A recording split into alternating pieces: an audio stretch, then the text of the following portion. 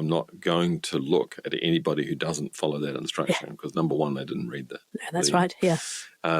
And so I was staggered. There was something like 40% of them didn't provide a cover letter. No, I thought, the job had an attention to detail component that was really important. Okay, different if you're looking for a creative person. Yeah. It wasn't a creative job where you can say, fine. Yeah, they don't know attention to detail. Okay, that's interesting. Okay, no, that's good. So it's always been my kind of philosophy, and I must admit, even just recently when I applied, I didn't get a recruitment agency involved, but I did do, it was for an assistant role. Oh. And I actually had people turn up and they go, they'd say, oh, well, have you seen my CV? It's like, well, you sent it to me, but I haven't read it. So you just tell me what you're about and we'll go from So hello and welcome to another episode of Better Business, Better Life. Today I'm joined in studio by Iain MacGibbon, who is the founder and managing director of Farrow Jamieson, which is an executive research and recruitment business. Is that right? Just checking my notes. Yeah, excellent. Well done. Welcome to the studio, Iain. Really lovely to have you here. Thank you. So we've just been having a chat, as we always do, before the podcast for me to understand a little bit about your business. And Farrow Jamieson has been around for a long, long time, originally founded by two people called Farrow and Jamieson, strangely enough. But you took over the business back in 1987, is it? Yeah, 1987. So, wow. And to stay with the name, I'm not egotistical enough to make it Farrow Jamieson and MacGibbon. So, yeah, stayed on and then ultimately bought out my partner in the business at the time and then expanded it. And expanded it a bit further last year with another acquisition. So, anyway, you were talking about planning on retirement, that you bought another business, so obviously not leaving anytime soon. No. I made a deal with my wife that said as long as I'm still having fun, then it's all good. Okay. And if it starts to be a drag, then we'll have to look at things. But I'm just having a ball. So why not? Pleased to hear it. So tell us a little bit about your journey to where you got to. I mean, how did you get involved? Because this is not your original calling in life, is it? Calling, no. Yeah. My calling was I went to Otago University. That's a calling. Yeah. And did a BA and a BCom, and very cleverly didn't get anything together, so I had to do them one after the other because there was no cross credits. Mm-hmm. So I was originally a marketer and did a marketing degree and was a marketer with Cerebus and then into Broadbank, as it was, with the old Broadlands. And ultimately they ended up joining with another person in an investment vehicle, which we put together and ultimately floated. But the trouble was we floated it in 1986, and in 1987 this little thing called the share market crash happened. Just remember that. And the shares that had been floated for $1 were worth about 17 cents at the low point, I think. Right. So ultimately what happened was we privatised it again and then over time sold it, and I was looking for something else to do. And or a business to buy or a business to invest in. And I looked at all sorts of things. And then because of my wife's relationship with the executive recruitment world, being a commercial psychologist, this opportunity came up. And I knew a little bit about these sorts of businesses, but not a lot. And got involved as a 50% shareholder initially and loved it. Just loved it. It's a very... privilege is a word you can use. A very privileged position to be in discussions with boards and chief executives and C-suite people about where they're going in their own lives, but also where their businesses are going. And if you're business curious like me, I'm business curious. I like to know what's going on with things. This is wonderful. It's so eclectic. One day I'm dealing with a manufacturer of widgets, the next day you're dealing with a high-end service company, etc., and there's different dynamics. So I just found the whole thing endlessly fascinating, and turn around and suddenly you've been doing it for 30 years or something. Yeah, well. So there must have been some highs and lows throughout that time. What are your what are the things you're most proud of in the business sense, and then also personally as well? Well, number one, personally, I'm always immensely proud of my family and my wife. We've been married for 42 years. Oh, congratulations. Thank you. And just had our wedding about our son, and those sort of occasions are an absolute reminder about what's important in life. Absolutely, Seeing greater families together. And the business itself, lots of bumps in the road, always making mistakes. Post the GFC, For those who are not old enough, the global financial crisis. I think most of my listeners will understand that. Yeah. I think most of your listeners would be onto that one.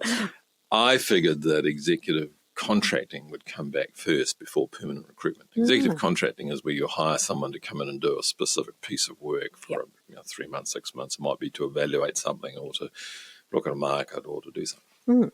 So I thought, people will be cautious, and what will happen is that they'll have this. So I invested quite heavily in executive contracting and blew about $250,000, I think, because what happened was people went bang straight back into permanent recruitment. Really? Just hired people. I just did not see that coming. Yeah, I wouldn't have. Yeah, they just put the money down and said, "We're off. We're hiring and we're going to go." So that was a bit of a low point. I think the entry into the South Island, we entered the South Island market. Because our North Island clients asked us to, basically. They wanted representation down there. But Christchurch is unique. We'd been in the market. At this point, I think we've been in Christchurch for about 18 years. And in Christchurch terms, that means you're just about out of short pants. So no one really cared who Farrow Jamieson was. And that's fine. We were there to really service our clients. And we've kind of fixed that by our acquisition of a genuine South Island powerhouse in Sheffield, South Island. Still keeping both brands operating differently in different parts of the market. That's We're not interesting. merging the brands. So. Yeah, no. So that entry into Christchurch was a high. I think the post. Here's another earthquake story. So one of the things that really visual, I can still see it. We were in the Forsyth Bar building in Christchurch. And the Forsyth Bar building is the building that stayed up, but it went left, went right, stood up, and the entire centre core collapsed. So all the stairwells were there was just a hole in the middle of the building. Everyone was trapped on all their floors. They could not leave the building. So my staff were trapped. And I should imagine absolutely petrified at that point. Absolutely petrified because they could see the CTV building on fire. Oh, wow. So they knew that if their building caught on fire, there's nothing they can do. Yep. And at the time, we were using Blackberries. And Blackberries were the only, all the comms had gone down, but Blackberry Messenger was working. Don't know how. They've got a secret source. Wow. So I somehow it got out that I had access to the building. I was getting these calls from Australian news media saying, "You're talking into the building. How can you?" Anyway, my team were ultimately rescued by crane with a cradle up to the external balcony, and they hopped into the cradle and then got down. Luckily, everyone's safe. But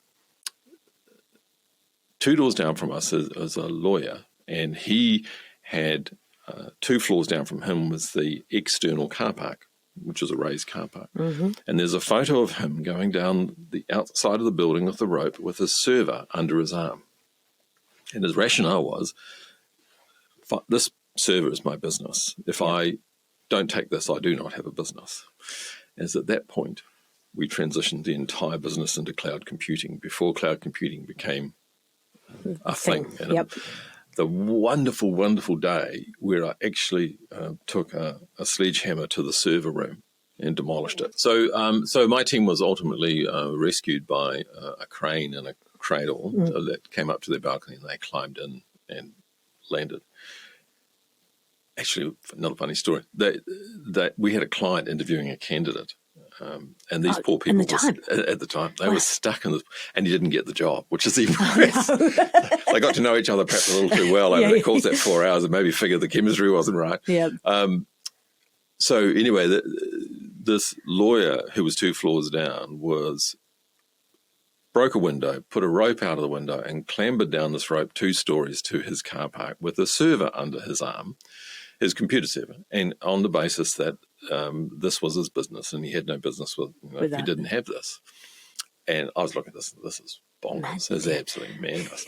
And so we had just been playing around. The cloud computing hadn't become a thing, but we were just playing around. Anyway, it started a journey where we just transitioned everything into the cloud, and I was able to finally demolish the server room and the server rack and all that stuff, which meant that when COVID happened, the lockdown, the impact for us was almost zero. We could instantly actually work from home we were already doing that. We already had all our video stuff set up, etc. Yep. And as it turned out, people kept hiring. Yeah. And so we were able to maximise that and that opportunity. So anyway, lots of different little memories things that happen on the way. It's great, isn't it? Yeah. That earthquake was just was something else, wasn't it? It was something that never happened before.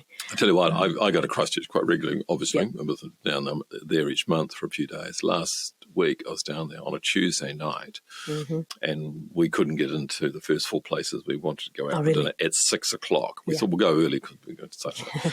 Christchurch was humming. Yeah, absolutely. To be fair, though, it's because I also go down regularly. I've got clients down there. It has taken a long time to actually get back up to that.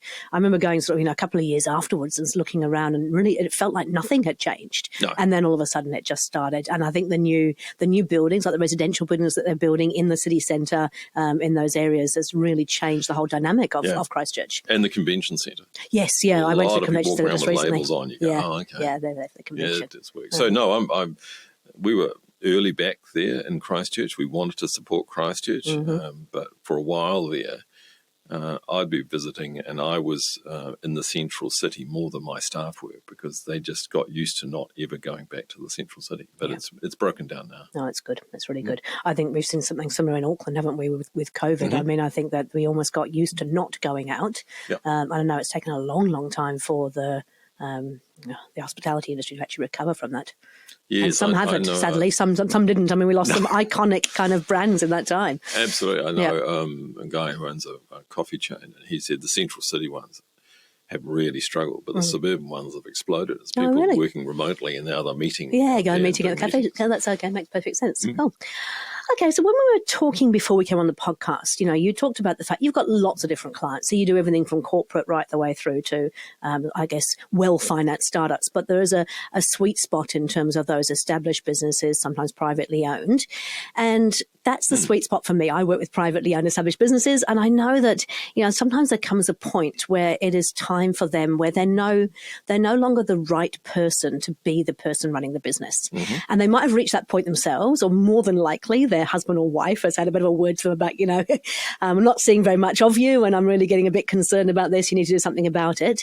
And then they come to you and they go, right, we need someone to run the business. Tell us some stories about that, because I think that would be really interesting for the listeners who are potentially thinking about these things. Yeah, and supposedly, according to MB, there's a massive chunk of the population of ageing founders who are looking for exit. And the reality is either their next generation of children, whatever, not really interested, quite like the dividend check, don't so much like the work they do.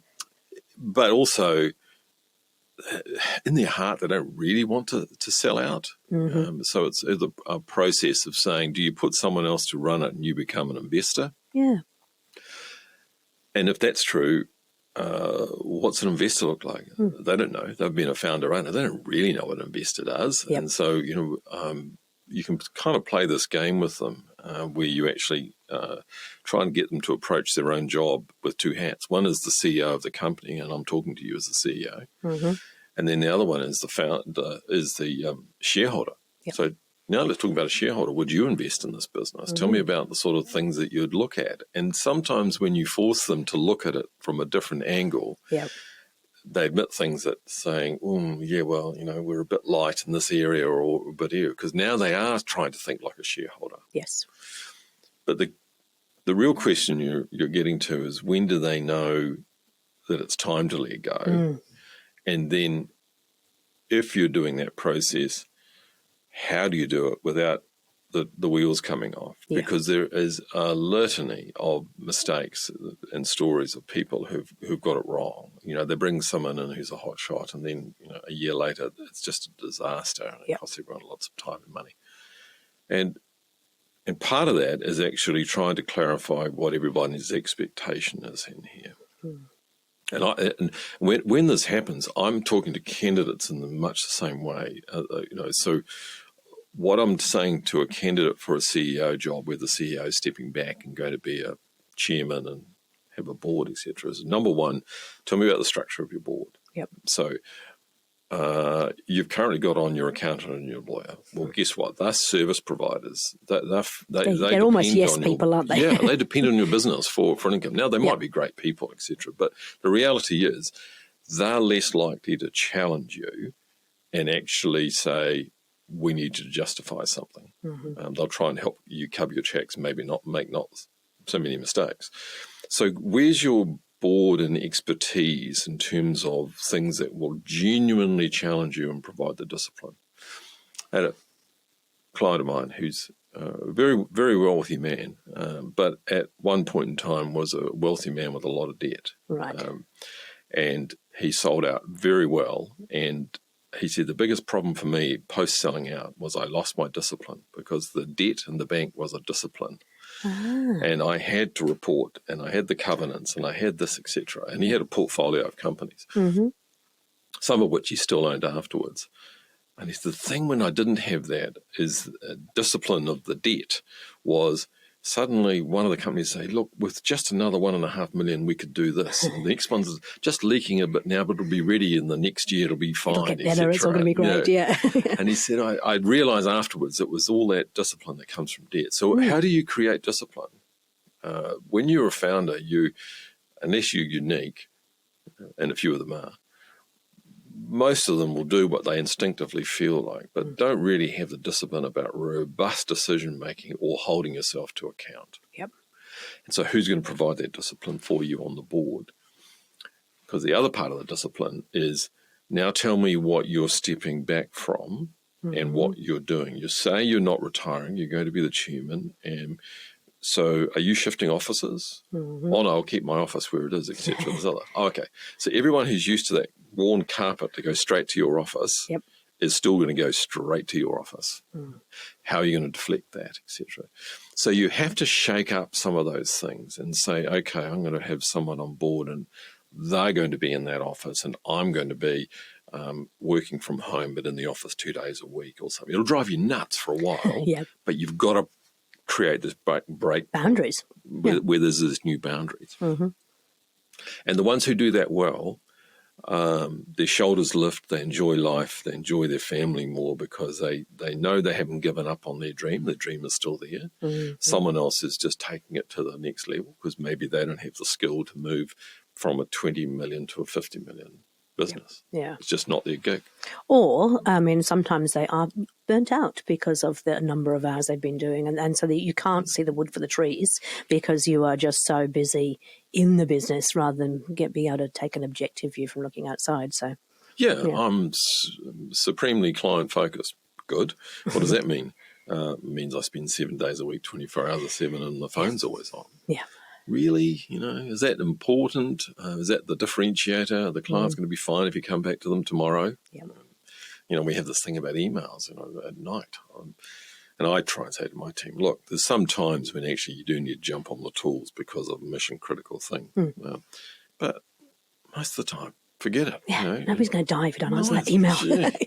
And I think, to be fair, as a visionary and sort of founder myself of several businesses, I've been guilty in the past. I don't ever switch off. And so I will often send emails when I'm thinking about something. But that's a real challenge because that means that the person receiving it thinks they should respond. I don't expect a response from them. I just want to get it out of my head and send it off. But of course, if you've got somebody working for you, if you get an email from the boss, they're going to think they have to respond. So you'll be very careful. Your behavior can actually create, even not intentionally, an environment where people are responding after hours on the weekend, etc.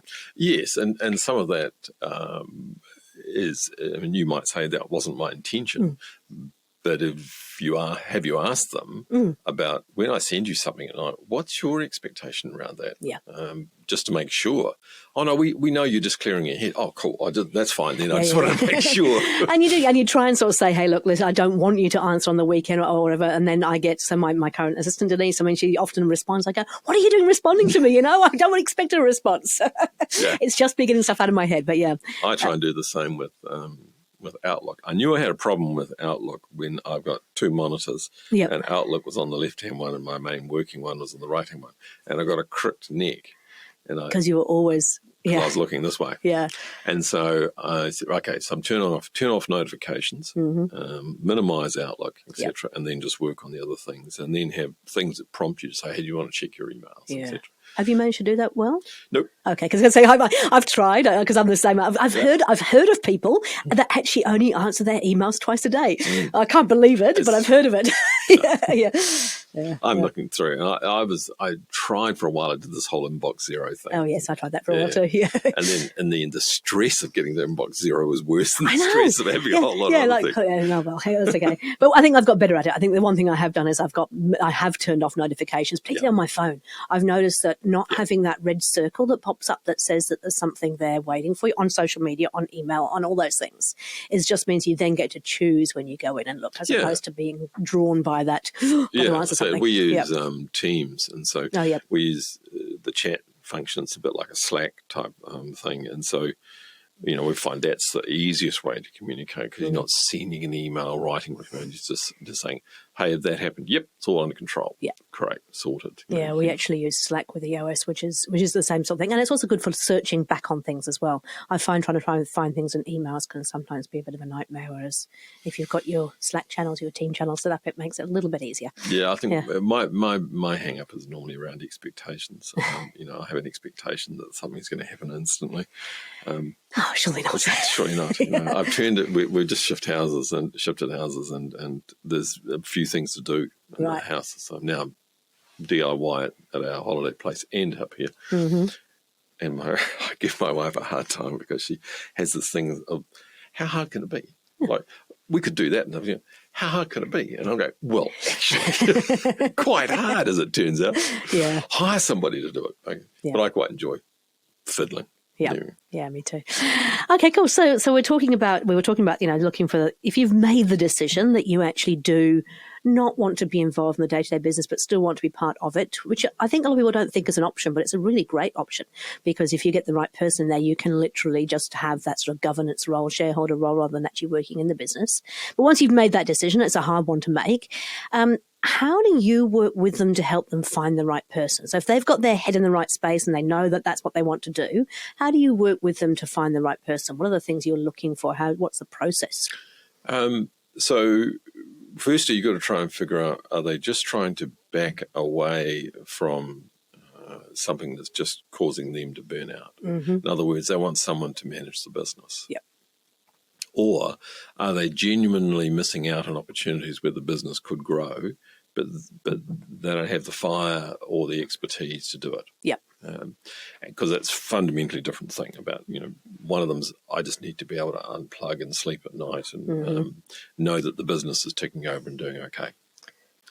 So once you figure out what that is, and in the scenario where actually I'm seeing all these opportunities in the market, but I just can't get to them, then I'm looking for somebody who can land those sorts of opportunities. And so that's about business case, evaluating something and saying, yeah, can we do it? And then the question you ask the founder at that point is saying, okay, that's the engine that drives that is cash. So you tell me about what you need out of this, because you can't go down that track and you want to go and buy a new $15 million launch. What's your need? What do you want to do? If you want a new launch, that's fine, but that means we're now going to change what we want to do in the business. Yeah. And so fundamentally, if they're sitting there and they've got the batch, the BMW, and all the bits they wanted, then you can make some decisions about saying, okay, if the business needed 2, 3, 4 million to actually start to achieve these next goals, is that possible? Yes, it is. I'm prepared to commit that. We just need enough to live on. Okay. Right.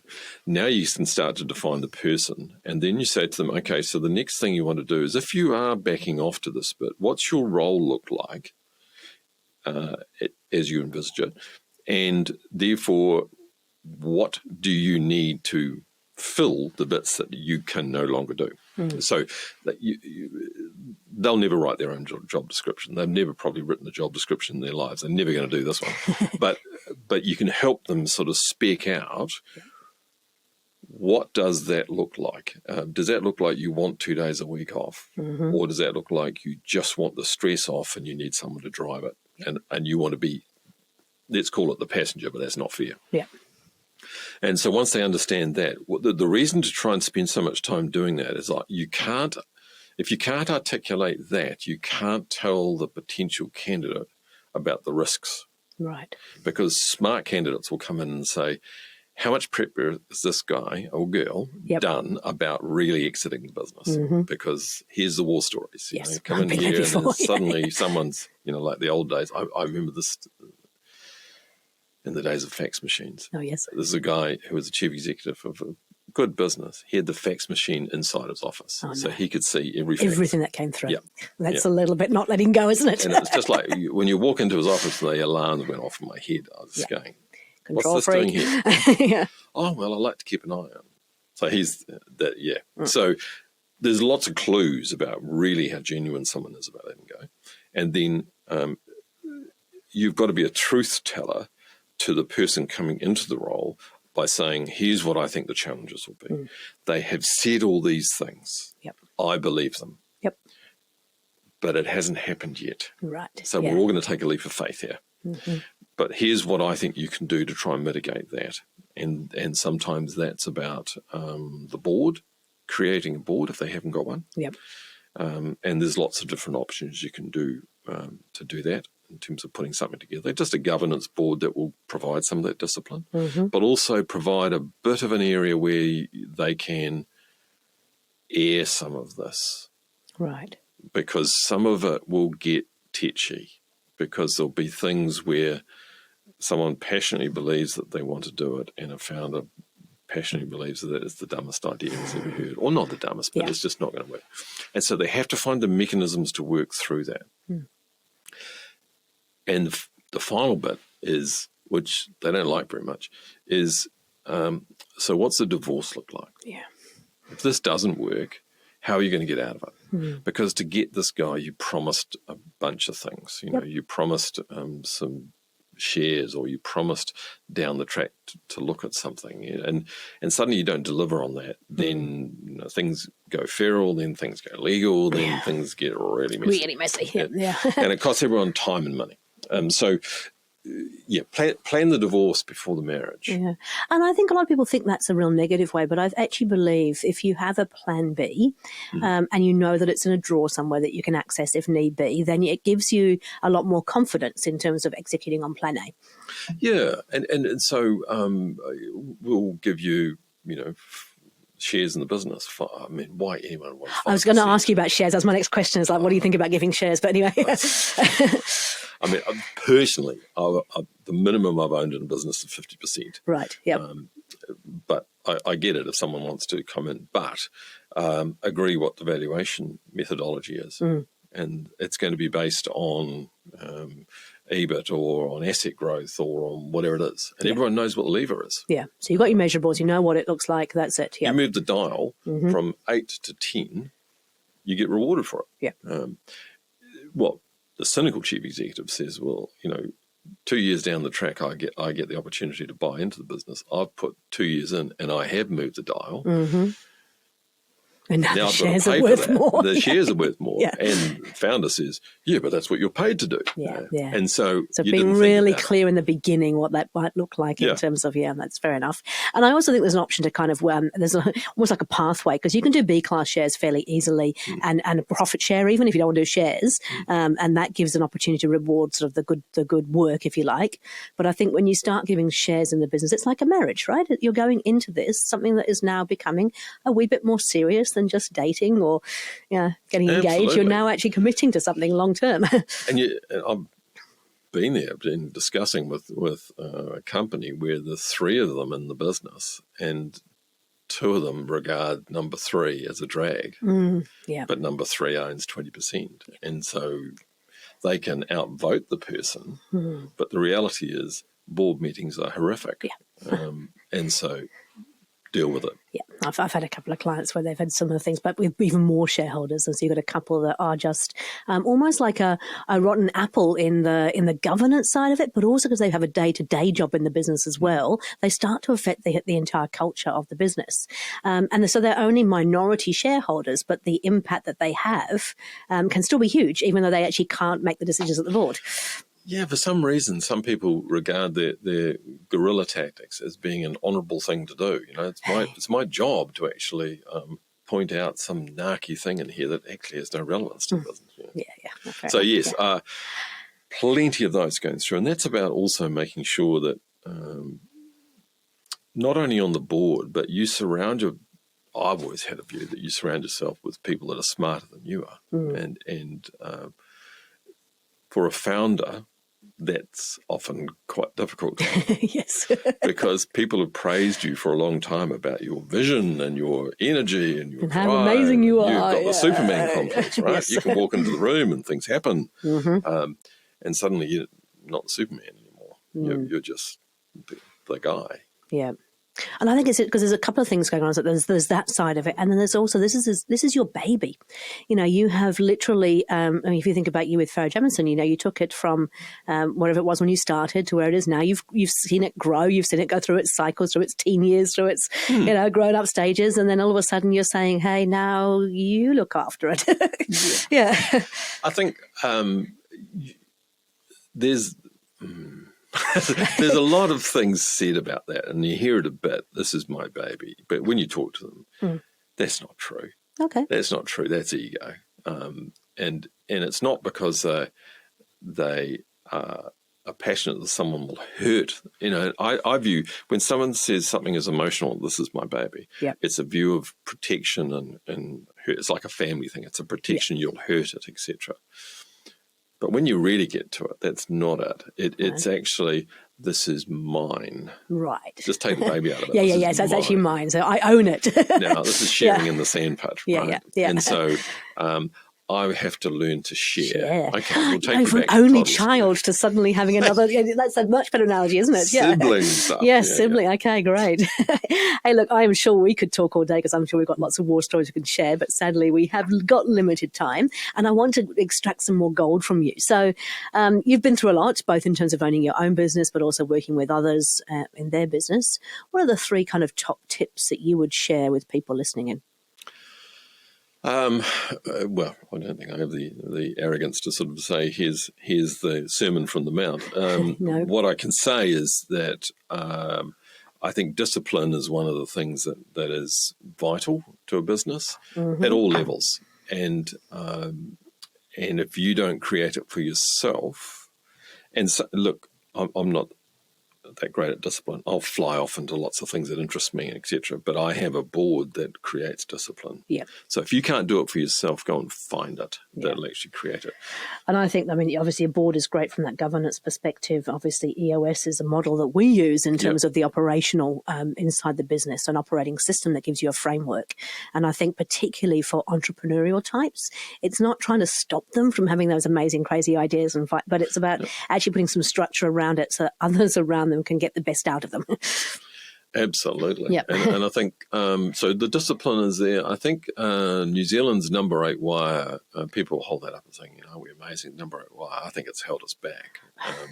I'm so pleased to hear that, because at the moment I was having a few conversations with people. I think that it's great that we can be a little bit sort of ingenious and creative, but I also think it sort of gives us a small picture, like rather than big picture thinking, it's like, well, we have to do it ourselves. And it's like, actually let go, let somebody else who's a specialist in that do that, and you do what you're really, really good at. Absolutely right. And that's exactly what I think. So that too often we said to ourselves, look, I'll figure it out. It'll be cheaper. I'll do it through, and you do a half-pie job. Where someone else can come in, they do it better, it'll be sustainable, and it'll be better than you could ever do it. Yeah. Now, if you want to faff around and actually do that, that's fine, but don't hamper the business by doing that. No. Go and find another vehicle like DIY. Yes, I agree.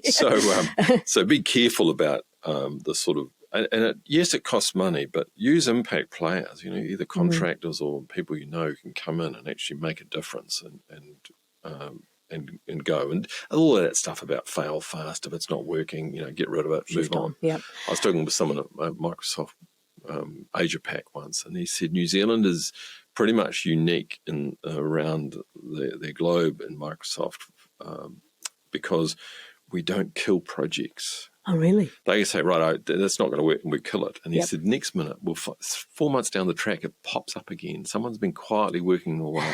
And I think that's so true about our psyche. We're not hard enough to say that is not a runner. Kill it. Yeah. We go, well, it's not right. We'll just shelve it. We'll pivot a wee bit and we'll come back to it. Okay. And also, I think that there's a really great book by Dan Sullivan, who's a strategic coach. He talks about who, not how. So it's like, rather than worrying about how you're going to do it, just go and find somebody who can do it, whether that be a business partner, whether that be somebody you're going to a strategic partnership with, or just an expert that will actually do it in a fraction of the time that it will take you. And sure, there'll be a cost associated, but what is the cost of time in your business? What's the cost of your time in the business as well? Yeah. Absolutely right. And that really gets down to sort of hiring great people. I mean, I'm in the people business, so of course. Of course, no, definitely. Big people's huge. But hire smart people. Hire people who... We're in a real struggle in New Zealand at the moment, in that we gave up training essentially, I think, for 20 years because we could bring in talent at the level we wanted. And now, mostly, we can't. And so we have to train again. But it's like turning on the training switch. How are we training people again? Hire for this, the attitude and the ability to learn, and then teach them. Or get them the skills, or let them watch a YouTube video, which will probably tell them everything they need to know. But let them grow and then train them to the next job. I mean, we could essentially hire in at the levels we wanted to, and now we can't because they're not available. So we're going to have to hire at the level below and let them grow into the job by training and mentoring. And so much more effort around that training and mentoring. Stop thinking about saying, I need someone to come and do that job 100% today, because it's unlikely to happen. Go and find someone who's got the most fabulous attitude and is a culture fit for the business and will learn how to do the 100% of the job, but it might take them a year to get there. In the meantime, they're just adding value to the business by being energetic and culturally aware of what they're doing. Yeah, I must admit, I was working with a large corporate some time ago, and they didn't use a recruitment agency, which was really disappointing. So whenever I was trying to build my team, I had to go through the internal kind of recruitment thing. And they would have some criteria around what level the job was, what skills they had to have. A certain level had to have a degree. And I have lots of degrees. So I'm not dead set against degrees, but I don't believe they add a huge amount of value. I actually believe attitude is the key thing. And so they would send me through CVs, and I would just keep rejecting them because I go, there's nothing in here that excites me about this person. But said, show me the rejects. I mean, you can't see the rejects. I want to see the rejects. And to be honest, I never look at CVs. The most important thing for me was always the covering letter. Bingo. Because I reckon CVs are bollocks, if I'm honest. That's an English British term, technical British term. Anybody can make a CV look great, but it's actually, if you get that generic cover letter that goes, dear Mr. or Miss, or dear Sir or Madam, and I'm really excited about your insert job from insert company, and all the rest is generic, you kind of go, this person cannot even bother to make an effort with a cover letter. What on earth are they going to do when they work for me? So I used to push back against the HR department and go, give me the rejects. I'd look at the cover letters, and I'd get people on based on that, and then it would be the interview. I would never even look at their CV. Just talk to them, find out what they did. For someone, I said, look, if you're applying for this job, here's what I want you to do. I want you to write a cover letter, and I want you to cover these 2 points. And I'd set up to my team. I said, I'm not going to look at anybody who doesn't follow that instruction, because number one, they didn't read that. Yeah, that's right. Yeah. And so I was staggered. There was something like 40% of them didn't provide a cover letter. No, I thought, the job had an attention to detail component that was really important. Different if you're looking for a creative person. It wasn't a creative job where you can say, fine. Yeah, they don't have attention to detail. Okay, that's interesting. Okay, now it's good. So it's always been my kind of philosophy, and I must admit, even just recently when I applied, I didn't get a recruitment agency involved, but I did do, it was for an assistant role. And I actually had people turn up and they go, they'd say, oh, well, have you seen my CV? It's like, well, you sent it to me, but I haven't read it. So you just tell me what you're about and we'll go from there. Nice. I like it. But I do actually, I have. So I think I shared with you when I first came to New Zealand. So I'm not a native New Zealander. I came from UK and then through Australia and then to here.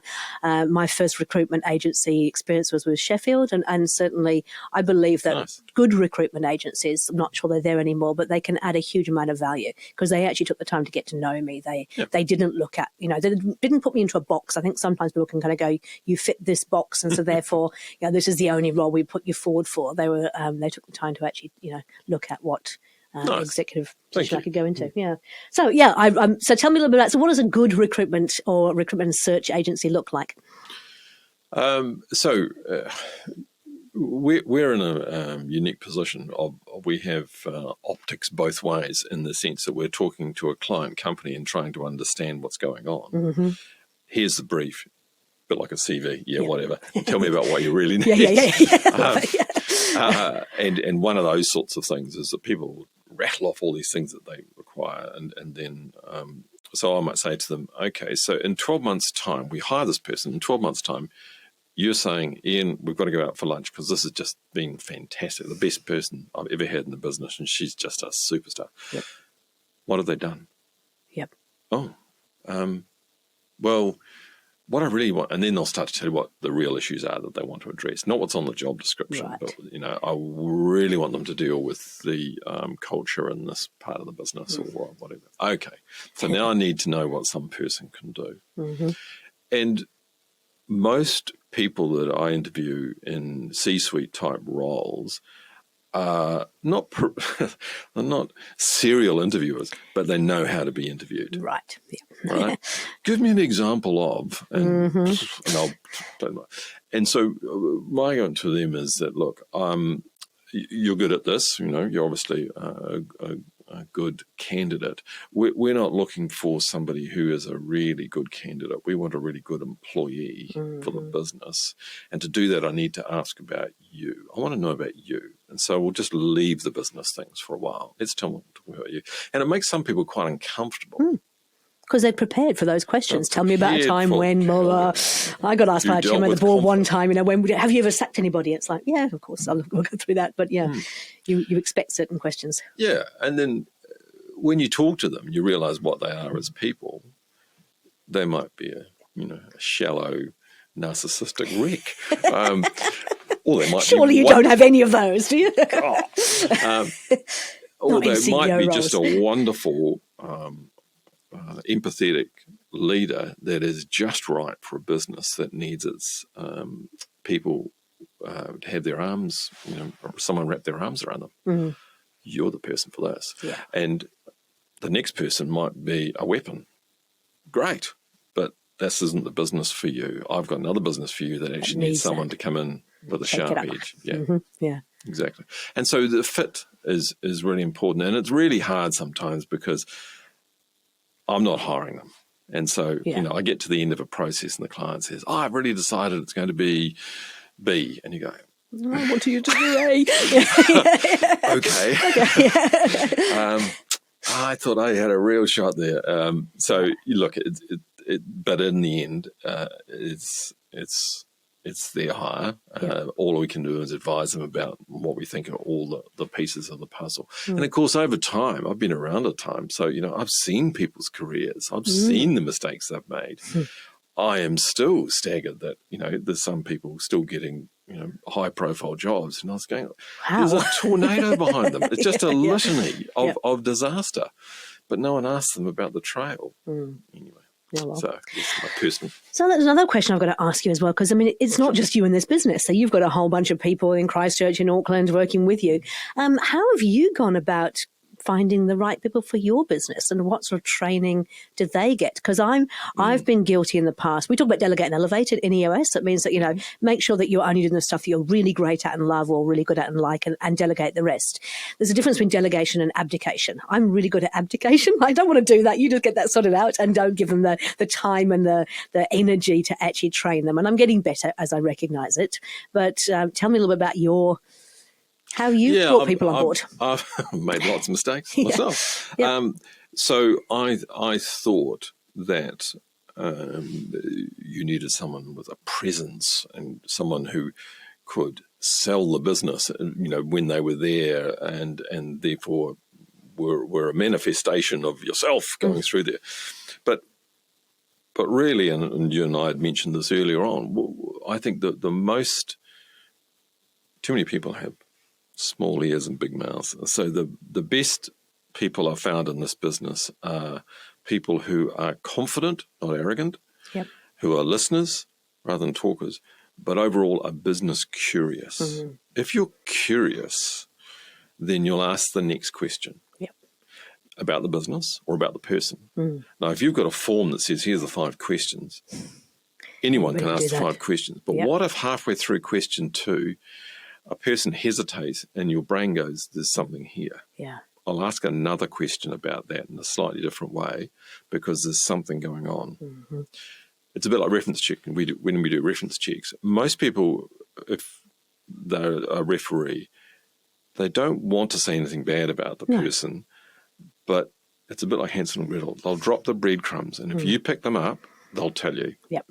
And so the worst thing you can do in a reference check is have a form and have your head down filling out a form and not listening for those things, because they'll say things that will put a pause in, or they'll say probably and other sort of qualifying words, and you go, hang on, there's a story here. Can you tell me a little bit more about that? And then they'll tell you the real deal. Yep.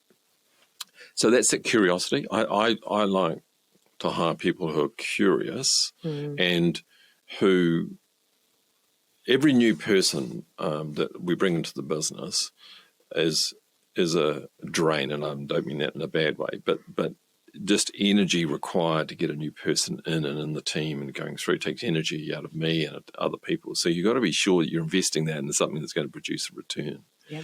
And the way I figure that you can do that is if you get someone who's asking you questions and about the business and about their clients, etc., such that when the situation gets tricky with a client, and it'll always have that where they don't offer the money they said they were going to offer or something else, the person's confident enough to say, that's not what we agreed.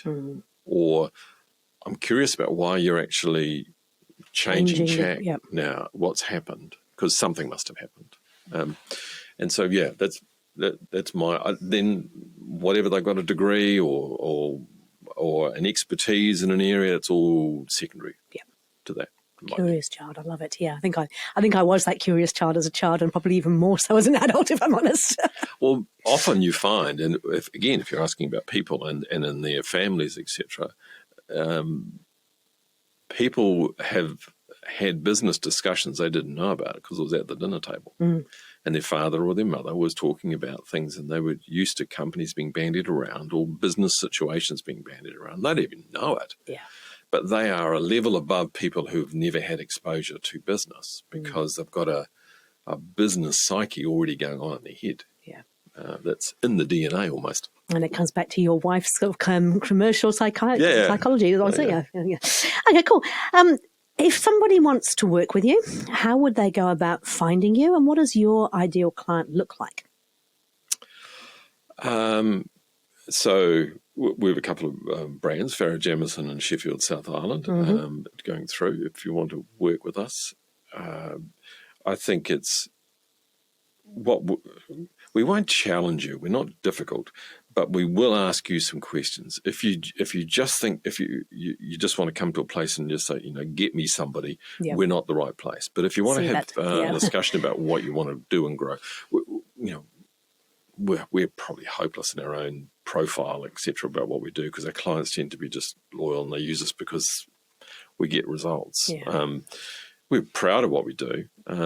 But jump onto farrowjamieson.com. My ugly face is there. More than happy to have a coffee. I think it's my duty. Duty is the wrong word, but it's incumbent on me to have coffee with people, and I have a lot of coffee with candidates and the like, to just and with people who are in other recruitment firms often, just to sort of share the sort of growth and things that they should think about going through, not necessarily becoming joining us, but just because when you've been around and I've stood still and the world's gone round me a few times. There's things you can impart that it would be useful for others to learn. Yep. So I feel like if someone wants to have a coffee and just share what is going on in their business and whether or not we can help, you can buy. But yeah, I'll have a coffee. I love that attitude. Hey, look, I feel very grateful that I've come across you through Ryan having had you on his podcast. So no problem. Really enjoyed our conversation, both out of the podcast room and in the podcast room. Thank you very, very much for your time. I really appreciate you coming in. All right. Nice to meet you. Thank you.